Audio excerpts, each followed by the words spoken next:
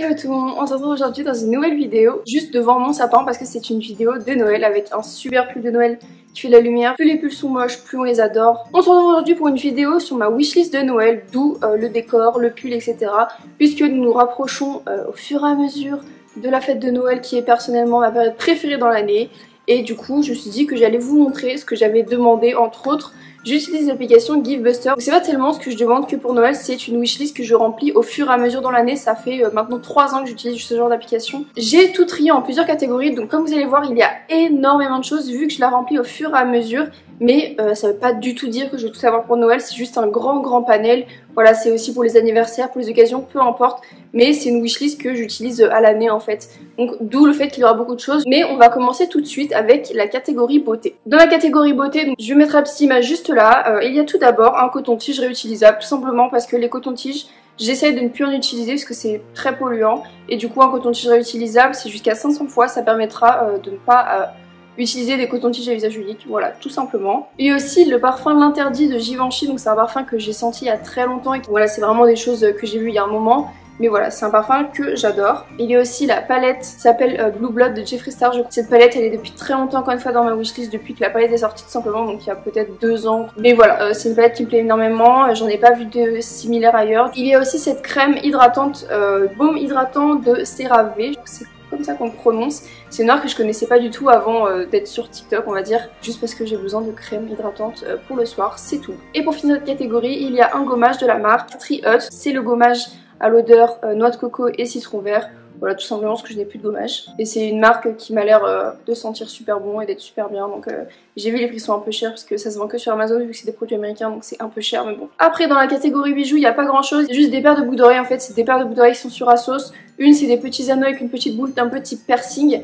Et les deuxièmes c'est un pack de 3 petites boucles d'oreilles toutes fines de mini anneaux. Voilà, c'est juste pour compléter tous mes trucs que j'ai au niveau des oreilles. Sachant que c'est des boucles d'oreilles que j'avais déjà mais que j'ai perdu, qui se sont abîmées, que j'ai jetées. Donc voilà, c'est histoire de les changer, de les remplacer, surtout les petits anneaux avec les petites boules effet piercing.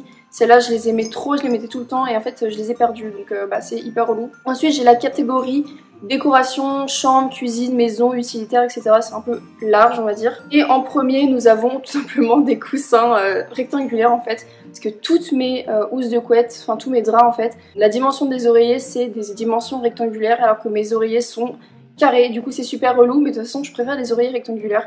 Donc je me dis voilà j'aimerais bien changer mes oreillers actuelles pour des rectangulaires. Il y a aussi d'ailleurs dans le même thème une housse de couette en satin blanc. J'en ai déjà une rouge que j'utilise extrêmement souvent, genre je l'aime trop et du coup une blanche. Voilà, c'est juste pour avoir une couleur un petit peu plus basique on va dire. Il y a aussi cette petite veilleuse ravioli chinois que je trouve trop bien, je l'avais vue il y a super longtemps et voilà, je la trouve juste trop mignonne en fait, c'est tout. Et j'adore les raviolis chinois en plus. Cette planche à découper, pareil que j'ai vue il y a trop longtemps, où il y a écrit Dinner is coming avec le loup des Stark et je la trouve trop marrante, elle est trop belle. En plus c'est une planche à découper en bois, puis je cuisine énormément aussi, du coup je la trouvais trop belle. Il y a aussi ce petit pot à plantes, Diplodocus, voilà, tout simplement, c'est un Diplodocus et je la trouve trop mignonne. Et super original pour un pot à plantes. Toujours dans les veilleuses, c'est une petite veilleuse bubble tea, donc voilà, soit la ravioli, soit la bubble tea, j'adore les deux, je trouve ça trop mignon, j'adore les bubble tea aussi, donc voilà, je trouve ça trop mignon. Sur le thème du lit, un plaid blanc, tout simplement parce que mon plaid blanc, je l'avais ramené à Taïwan pour mon serviette de couverture, et j'ai dû le laisser là-bas, donc c'est une copine qui l'a récupéré, et j'ai dû le laisser là-bas parce que j'avais plus de place dans mes valises, et du coup bah, j'ai plus mon petit plaid blanc, et je l'aimais trop, c'était vraiment le plaid avec lequel je dormais et tout, et bah voilà, juste pour le remplacer en fait. Des perles de tapioca parce que j'adore les bubble tea comme je l'ai déjà dit, et j'aimerais bien essayer de faire mes bubble tea à la maison, parce que tout d'abord ça coûtera beaucoup moins cher, et je pourrai en boire bien plus souvent, parce que habitant limite à la campagne, des bubble tea, j'en bois pas non plus très souvent. Cette fois c'est des perles avec du jus de litchi à l'intérieur, donc celles-là elles éclatent contrairement au tapioca, elles sont juste au litchi et c'est genre mes préférés, donc voilà tout simplement. Du coup j'ai aussi dans ma liste un, comment ça s'appelle, porte-téléphone, un support de téléphone pour la voiture. Tout simplement parce que moi j'en avais un tout petit qui s'écartait, seulement avec mon nouveau téléphone ça ne rentre plus. Et là au moins celui-là il s'accroche avec une ventouse sur le pare-brise il me semble, je sais pas trop regarder mais je crois que c'est ça. Donc là c'est juste hyper pratique parce que bah avoir son téléphone dans la main pour suivre les directions de Waze c'est pas ouf. Ensuite il a cette petite figurine pop, alors j'ai pas mis beaucoup de figurines, j'ai même pas mis de figurines pop dans ma liste, mis à part celle-là tout simplement parce que si je commence à mettre toutes les figurines pop que je veux dans ma liste, ça va être une horreur, on va plus rien y voir. J'ai juste mis celle-là parce que c'est la seule Pokémon que je souhaite. J'ai déjà les 2 autres starters plus Pikachu et il me manque ce starter là en fait. C'est juste pour avoir les 3 starters de la première génération plus Pikachu, c'est vraiment les seuls Pokémon que je veux. Parce que si je commence à collectionner tous les Pokémon, on va plus s'en sortir, ça va être une catastrophe. Donc voilà, c'est le petit dernier qui me ferait plaisir. Juste en fait des étagères invisibles pour livres. Hier soir j'ai eu l'idée de ça en regardant Harry Potter parce que je suis une grande fan d'Harry Potter et j'ai toute une collection de super beaux livres Harry Potter, vraiment ils sont magnifiques, ils sont beaux, ils sont dorés, etc. Et j'aimerais bien en fait les exposer dans ma chambre du coup sur une étagère invisible un peu magique et ça donne l'impression que les livres ils sont un peu en lévitation, du coup ça va super bien avec les livres Harry Potter. Et ça quoi qu'il arrive je finirai par me les acheter parce que je trouve que c'est une super idée, genre vraiment une illumination incroyable que j'ai eu hier soir. Prochaine catégorie c'est les chaussures et là j'ai pas déconné puisqu'il y a 5 paires de chaussures. Alors évidemment dans ma vie je n'aurai pas ces 5 paires de chaussures, c'est juste pour donner un panel large. Tout d'abord il y a cette paire de Converse que je trouve trop belles, hyper simples. Elles sont un peu, je saurais pas les expliquer, que vous voyez sur l'image comment elles sont déjà. Elles sont un peu en mode déstructuré et tout, je les trouve magnifiques. Il y a aussi cette paire de Calvin Klein beige hyper classique. Cette paire de Michael Kors un peu plus grosse, toujours dans les tons beige. Donc voilà, vous voyez bien qu'il y a déjà 3 paires dans les tons beige.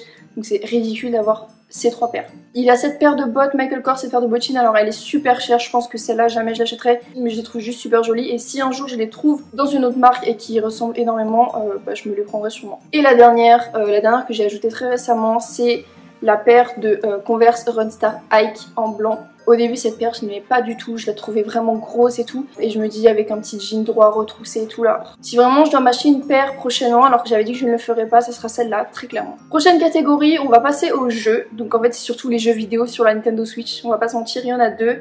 Il y a tout d'abord Cooking Mama Cookstar parce que j'ai adoré jouer à Cooking Mama sur DS, genre c'est un de mes jeux préférés. Et du coup je me dis sur la Switch c'est un nouveau jeu, du coup ça doit être super cool. Et le deuxième c'est le Super Mario 3D All Star, donc avec Mario 64, Mario Galaxy et j'ai oublié le troisième mais c'est un jeu auquel je n'ai jamais joué donc j'ai pas dû y jouer à celui-là, je me rappelle plus. En fait, mon chat. J'ai eu l'occasion d'y jouer, je sais que c'est les jeux qui ont été vraiment juste adaptés à la Switch, du coup ils n'ont pas été, comment dire, remis au goût du jour. Le Mario 64 va toujours être aussi pixelisé comme à l'époque. Moi ça me dérange pas, c'est un jeu que j'ai adoré. Le Super Mario Galaxy c'est un de mes jeux préférés de loin.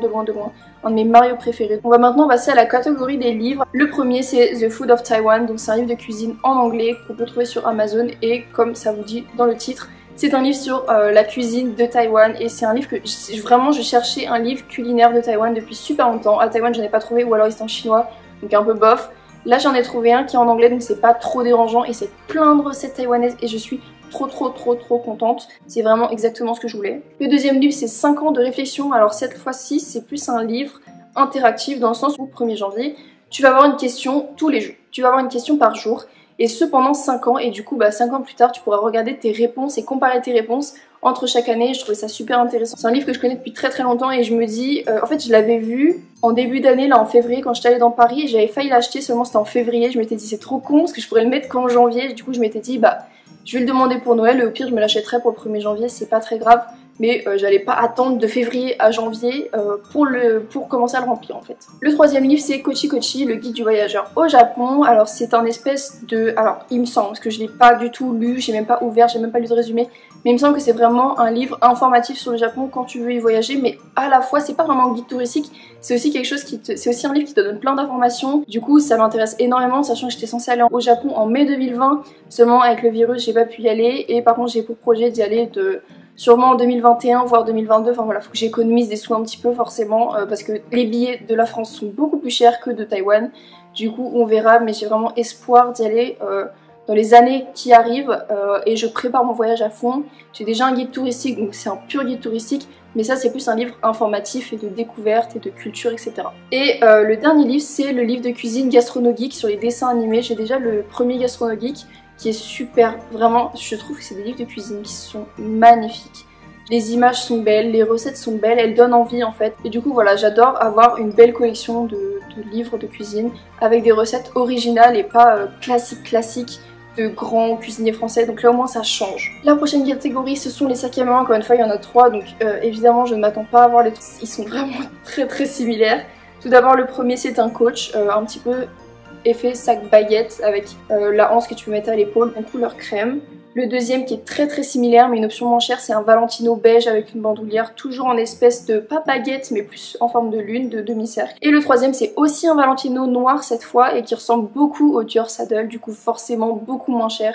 Je trouve que c'est une très bonne alternative et qu'il est magnifique. Et la dernière catégorie qui va être la plus rapide parce que je vais pas vous expliquer en détail pourquoi je veux ces vêtements, mais c'est la catégorie vêtements. Tout d'abord, il y a un gilet beige, rien de plus classique. Un mom jean blanc parce que j'adore porter des mom jeans et j'en ai pas en blanc. Là, c'est un gilet oversize mais qui n'a pas de boutons, toujours beige, un peu rosé.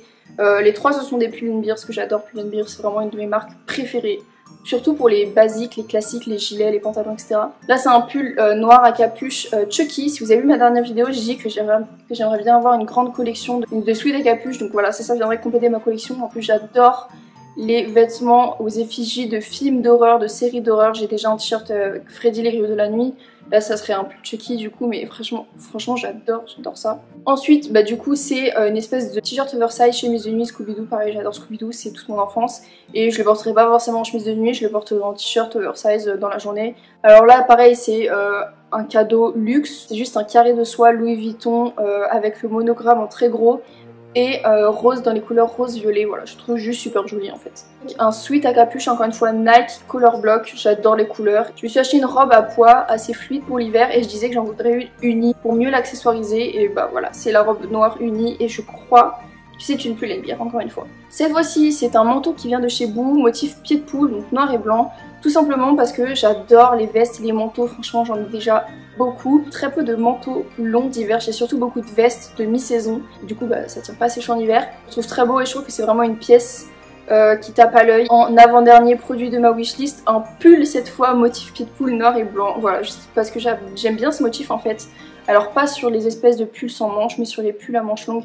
Un peu colvé, un peu oversize, je trouve ça très joli. Ça va très bien avec cette wishlist de Noël finalement. C'est un pull de Noël Pull&Bear. Disney avec Mickey, Donald, etc. Et je trouve que le pull fait ultra vintage. Donc il y a fortement moyen que je m'achète ce pull. Parce que je pense mettre ce pull là pour le 24 et l'autre pull pour le 25. Donc à voir, mais je le trouve magnifique.